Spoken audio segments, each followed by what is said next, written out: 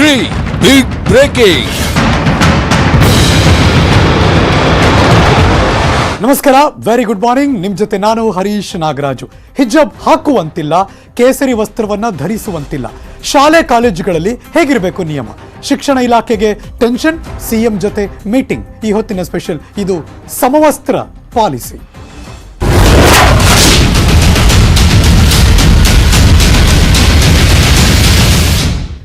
ನೀವು ಹಿಜಾಬ್ ಹಾಕೊಂಬಂದ್ರೆ ನಾವು ಕೇಸರಿ ಶಾಲ್ ಹಾಕೊಂಡ್ಬರ್ತೀವಿ ಅಂತ ಅವರು ಕೋರ್ಟ್ ಕಟಕಟೆ ಮೆಟ್ಲೇರ್ತು. ನಿನ್ನೆ ಮಾನ್ಯ ನ್ಯಾಯಾಧೀಶರು ನಿರ್ದೇಶನವನ್ನು ಕೂಡ ಕೊಟ್ಟಿದ್ದಾರೆ. ಮೊದಲ ಬ್ರೇಕಿಂಗ್ ನ್ಯೂಸ್, ರಾಜ್ಯದಲ್ಲಿ ಹಿಜಾಬ್ ಕೇಸರಿ ಶಾಲು ಜಟಾಪಟಿ.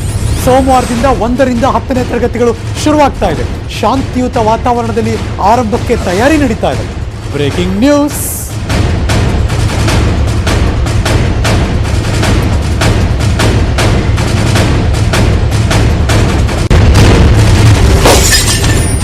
ವಿಸ್ತೃತ ಪೀಠದಲ್ಲಿ ಮುಖ್ಯ ನ್ಯಾಯಮೂರ್ತಿಗಳು ನಿರ್ದೇಶನ ಕೊಟ್ಟ ನಂತರದಲ್ಲಿ ಆಗುತ್ತಿರುವ ಬೆಳವಣಿಗೆಗಳಿವು.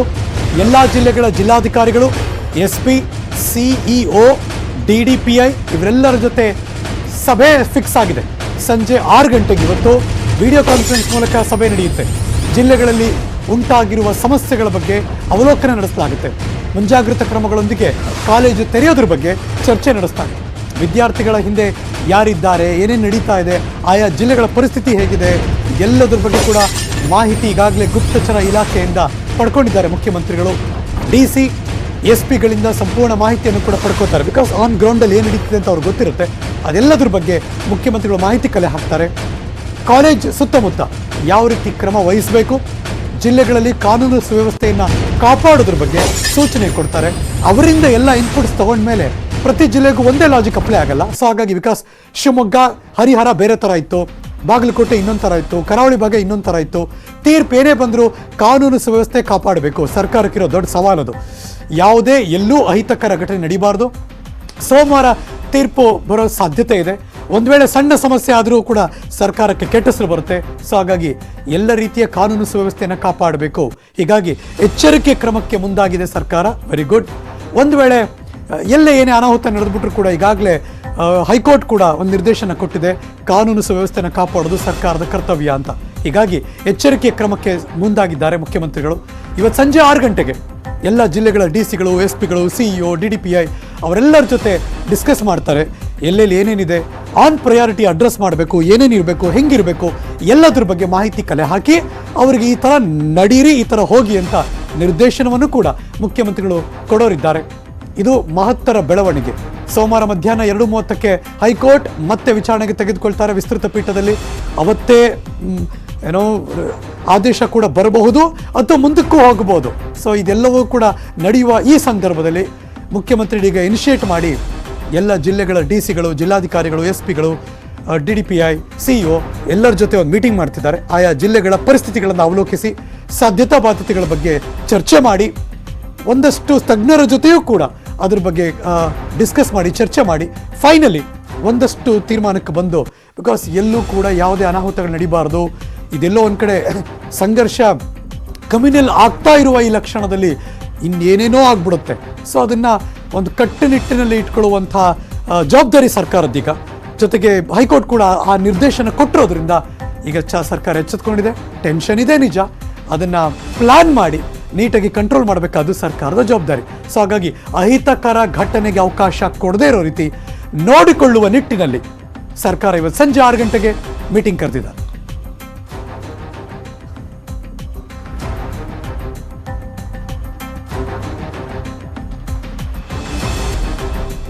ಈ ಎಲ್ಲ ಬೆಳವಣಿಗೆಗಳ ಬಗ್ಗೆ ಲೈವ್ ಅಪ್ಡೇಟ್ ಮಾಡೋದಕ್ಕೆ ನನ್ನ ಸಹೋದ್ಯೋಗಿ ಪೊಲಿಟಿಕಲ್ ಬ್ಯೂರೋ ಇಂದ ಕೃಷ್ಣ ನೇರ ಸಂಪರ್ಕದಲ್ಲಿ ಜಾಯಿನ್ ಆಗ್ತಿದ್ದಾರೆ. Good morning Krishna. ಹೌದು, ಸರ್ಕಾರಕ್ಕೆ ಇದು ದೊಡ್ಡ ಸವಾಲೆ. ಕಮ್ಯುನಲ್ ಆಗಿರುವ ಈ ಸಂದರ್ಭದಲ್ಲಿ ಅದೊಂದು ಸ್ವಲ್ಪ ಹಿಂದೆ ಮುಂದೆ ಆಗ್ಬಿಟ್ರು ದೊಡ್ಡ ಅನಾಹುತವೇ ನಡೆದೋಗ್ಬಿಡುತ್ತೆ. ಸರ್ಕಾರ ಪ್ರೊಆಕ್ಟಿವ್ನೆಸ್ ತೋರಿಸಿ ಇವತ್ತೇನೆಲ್ಲ ನಿರ್ಧಾರಗಳನ್ನು ತೆಗೆದುಕೊಳ್ಳುವ ಸಾಧ್ಯತೆ ಇದೆ, ಏನೇನು ರೂಪುರೇಷೆ ಮಾಡ್ಕೊಂಡಿದ್ದಾರೆ?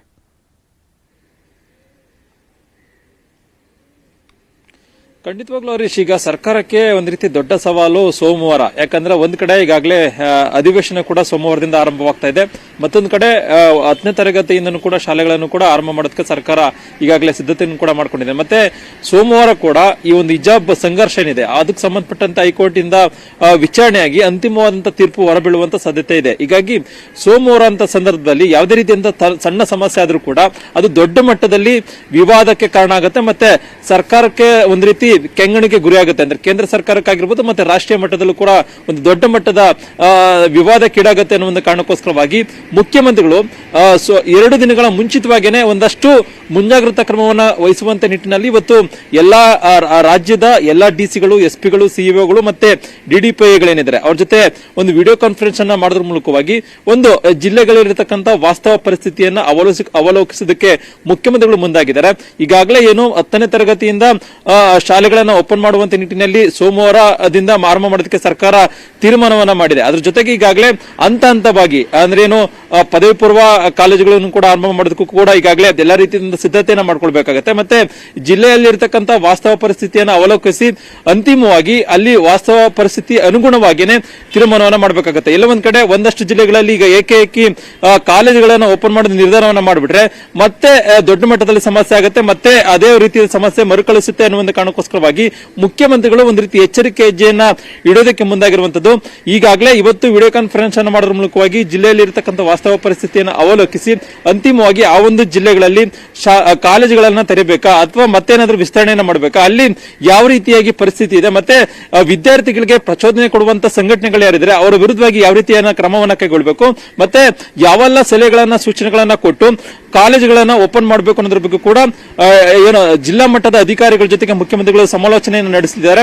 ಅಂತಿಮವಾಗಿ ಒಂದಷ್ಟು ಬಿಗಿಯಾದಂತಹ ಕ್ರಮವನ್ನ ಕೈಗೊಳ್ಳುವಂತ ನಿಟ್ಟಿನಲ್ಲಿ ಒಂದಷ್ಟು ಅಗತ್ಯವಾದಂತಹ ಸಲಹೆ ಸೂಚನೆಗಳನ್ನು ಕೊಡೋದ್ರ ಮೂಲಕವಾಗಿ ಅಂತಿಮವಾಗಿ ಒಂದಷ್ಟು ನಿರ್ಧಾರಗಳನ್ನ ಮುಖ್ಯಮಂತ್ರಿಗಳು ಇವತ್ತು ವಿಡಿಯೋ ಕಾನ್ಫರೆನ್ಸ್ ನಂತರವಾಗಿ ಪ್ರಕಟ ಮಾಡುವಂತ ಸಾಧ್ಯತೆ ಕೂಡ ಇರುವಂತದ್ದು. ಮತ್ತೆ ಮುಖ್ಯವಾಗಿ ಈಗಾಗಲೇ ಏನಂತಂದ್ರೆ ಸೋಮವಾರದ ನಂತರವಾಗಿ ಕಾಲೇಜುಗಳು ಕೂಡ ಆರಂಭ ಮಾಡೋದಕ್ಕೂ ಈಗಾಗಲೇ ಸರ್ಕಾರ ಚಿಂತನೆಯನ್ನ ಮಾಡಿರುವಂತದ್ದು. ಒಂದ್ ವೇಳೆ ಏನಾದ್ರು ಹೈಕೋರ್ಟ್ ಇಂದ ತೀರ್ಪು ಬಂತು ಅಂತಂದ್ರೆ ಅವತ್ತೇ ಕಾಲೇಜುಗಳನ್ನ ಓಪನ್ ಮಾಡಬೇಕು ಅನ್ನೋದ್ರ ಬಗ್ಗೆ ಕೂಡ ಸರ್ಕಾರ ತೀರ್ಮಾನ ಮಾಡುವಂತ ಸಾಧ್ಯತೆ ಇದೆ. ಅದಕ್ಕೋಸ್ಕರವಾಗಿ ಮುಂಜಾಗ್ರತಾ ಕ್ರಮವಾಗಿ ಇವತ್ತು ಮುಖ್ಯಮಂತ್ರಿಗಳು ವಿಡಿಯೋ ಕಾನ್ಫರೆನ್ಸ್ ಮೂಲಕವಾಗಿ ಒಂದ್ ರೀತಿ ಏನು ಅಶಾಂತಿ ಉಂಟಾಗಿದೆ ಅದನ್ನ ಶಾಂತಿಯುತವಾಗಿ ಮಾಡೋದ್ರ ಮೂಲಕವಾಗಿ ಒಂದ್ ರೀತಿ ಕಾಲೇಜನ್ನ ಓಪನ್ ಮಾಡುವಂತದ್ದಾಗಿರೋ ಮತ್ತೆ ಮುಂದೆ ಬರ್ತಕ್ಕಂಥ ಸಮಸ್ಯೆಗಳು ದೊಡ್ಡ ಮಟ್ಟದ ಸಮಸ್ಯೆಗಳೇನೆ ಅದನ್ನ ಯಾವುದೇ ಕಾರಣಕ್ಕೂ ಕೂಡ ಅದನ್ನ ಆಗದೇ ನಿಟ್ಟಿನಲ್ಲಿ ಒಂದಷ್ಟು ಮುಂಜಾಗ್ರತಾ ಕ್ರಮವನ್ನು ವಹಿಸೋದಕ್ಕೆ ಇವತ್ತು ವಿಡಿಯೋ ಕಾನ್ಫರೆನ್ಸ್ ಅನ್ನ ಮಾಡ್ತಿದ್ದಾರೆ. ಹರೀಶ್, ಓಕೆ ಕೃಷ್ಣ, ಹಾಗೆ ರೀ ನೇರವಾಗಿ ನಾನು ಉಡುಪಿ ಭಾಗಕ್ಕೆ ಹೋಗ್ತಾ ಇದ್ದೀನಿ. ನನ್ನ ಸದ್ಯವಾಗಿ ಪರೀಕ್ಷಿತ್ ಸೇಠ್ ಲೈವ್ ಜಾಯಿನ್ ಆಗ್ತಿದ್ದಾರೆ. ಈ ಹಿಜಾಬ್ ವಿವಾದ, ಕೇಸರಿ ಶಾಲೆ ವಿಭಾಗದ ಐ ಥಿಂಕ್ ಮತ್ತೆ ರೀಕನೆಕ್ಟ್ ಮಾಡೋಣ ಅನ್ಸ್ತಾ ಇದೆ. ಪರೀಕ್ಷಿತ್ ಸೇಟ್ಗೆ ನನ್ನ ಧ್ವನಿ ಕೇಳಿಸ್ತಿಲ್ಲ. Let's reconnect. ಪರೀಕ್ಷಿತ್ ಸೇಠ್ ಜೊತೆ ನಾನು ಮಾತುಕತೆಯನ್ನು ಮಾಡ್ತೀನಿ. ಬಿಕಾಸ್ ಸೋಮವಾರದಿಂದ ಈ ಶಾಲೆಗಳು ಶುರುವಾಗ್ತಿರಿಂದ. ಕೃಷ್ಣ, ಟೆಲ್ ಮಿ, ಒಂದು ಕಡೆ ವಿಸ್ತೃತ ಪೀಠದ ನಿರ್ದೇಶನ ಇದೆ, ಇನ್ನೊಂದು ಕಡೆ ಕಂಟ್ರೋಲ್ ಮಾಡಲೇಬೇಕಾದಂಥ ಪರಿಸ್ಥಿತಿ, ಸ್ಟ್ರಿಕ್ಟ್ ಆಕ್ಷನ್ ಆಗಬೇಕು ಎಲ್ಲಿ ಯಾವುದೇ ಸಂದರ್ಭದಲ್ಲಿ. ಬಟ್ ಇದುವರೆಗೆ ಕಮೆಂಟ್ ಏನಪ್ಪ ಅಂದರೆ ರಾಜಕೀಯ ನಾಯಕರದು ಇನ್ಯಾರೋ ಕಾರಣದ ಕೈಗಳು ಕೆಲಸ ಮಾಡ್ತಿದೆ ಅಂತ. ಅದ್ರ ಬಗ್ಗೆ ಸರ್ಕಾರ ಸೀರಿಯಸ್ ಗಮನ ಹರಿಸ್ತಿದ್ಯಾ? ಏನು ನಡೀತಿದೆ ಆ ಆಂಗಲಲ್ಲಿ?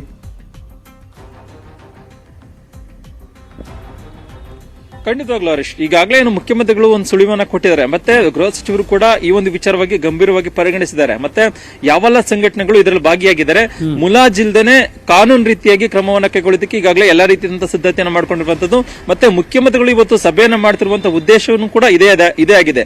ಯಾಕಂದ್ರೆ ಎಲ್ಲ ಒಂದ್ ಕಡೆ ವಿದ್ಯಾರ್ಥಿಗಳು ಏನು ತರಗತಿಗೆ ಬಂದಂತ ಸಂದರ್ಭದಲ್ಲಿ ಅವನ್ನೆಲ್ಲ ಒಂದ್ ಕಡೆ ಬೇರೆ ವಿಚಾರಗಳಿಗೆ ಡೈವರ್ಟ್ ಮಾಡುವಂತ ಕೆಲಸವನ್ನ ಕೆಲ ಸಂಘಟನೆಗಳು ಮಾಡ್ತಿದೆ ಅನ್ನುವಂಥದ್ದು. ಇದೇ ಒಂದು ಸಂಘಟನೆಗಳಿಂದಾನೇ ದೊಡ್ಡ ಮಟ್ಟದಲ್ಲಿ ಸಮಸ್ಯೆ ಉದ್ಭವ ಆಗೋದಕ್ಕೂ ಕೂಡ ಕಾರಣವಾಗಿದೆ ಅನ್ನುವಂಥದ್ದು. ಅದಕ್ಕೋಸ್ಕರವಾಗಿ ಈಗ ಮುಖ್ಯಮಂತ್ರಿಗಳು ಇವತ್ತು ಡಿಸಿಗಳು ಮತ್ತು ಎಸ್ಪಿಗಳಿಂದ ಒಂದು ಮಾಹಿತಿಯನ್ನು ಸಂಗ್ರಹ ಮಾಡಲಿದ್ದಾರೆ.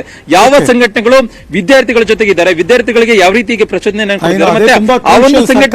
ಅದನ್ನ ಹತ್ತಿಕ್ಕದೆ ಹೋದ್ರೆ ಬಹಳ ಕಷ್ಟ ಆಗೋಗುತ್ತೆ ಅಂತ. Just hold for a second Krishna, ನೇರವಾಗಿ ಉಡುಪಿಗೆ ಹೋಗ್ತಿದ್ದೀನಿ. ಮತ್ತೆ ಕನೆಕ್ಟ್ ಆಗಿದ್ದಾರೆ ಪರೀಕ್ಷಿತ್ ಸೇಠ್. ನನ್ನ ಧ್ವನಿ ನಿಮಗೆ ಕೇಳಿಸ್ತಾ ಇದೆ ಅನ್ಕೊಂಡಿದ್ದೀನಿ. Parikshit, good morning. ಸೋಮವಾರದಿಂದ ಶಾಲೆಗಳು ಶುರುವಾಗ್ತಾ ಇದೆ. ಒಂಥರ ಬೂದಿ ಮುಚ್ಚಿದ ಕೆಂಡ ಕರಾವಳಿ ಭಾಗ ಅಂತೂ ಹೇಗೆಲ್ಲ ತಯಾರಿ ನಡೆದಿದೆ ಆ ಭಾಗದಲ್ಲಿ? ಮನಸ್ಥಿತಿ ಹೇಗಿದೆ ಈಗ?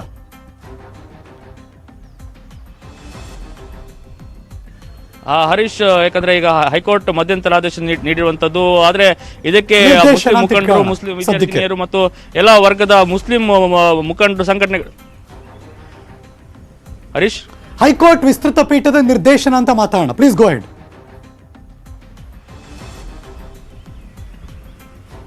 ಹೈಕೋರ್ಟ್ ನಿರ್ದೇಶನ ಕೊಟ್ಟಿರುವಂಥದ್ದು ಈಗ ಹಿಜಾಬ್ ಹಾಕಬಾರ್ದು, ಕೇಸರಿ ಕೂಡ ಹಾಕಬಾರ್ದು, ತರಗತಿಗೆ ತೆರಬೇಕು ಅನ್ನುವಂಥ ಒಂದು ಆದೇಶ ನೀಡಿರುವಂಥದ್ದು. ಅದಕ್ಕೀಗ ಮುಸ್ಲಿಂ ಮುಖಂಡರು ಹಾಗೂ ಇತರ ವಿದ್ಯಾರ್ಥಿನಿಯರು ಅಸಮಾಧಾನ ಹೊರಹಾಕಿದ್ದಾರೆ. ಯಾಕಂದ್ರೆ ಏನು ನಾವು ಹಿಜಾಬ್ ಹಾಕೇ ಹೋಗ್ತೇವೆ ಅಂತ ಈಗಲೂ ಪಟ್ಟು ಹಿಡಿದಿರುವಂಥದ್ದು.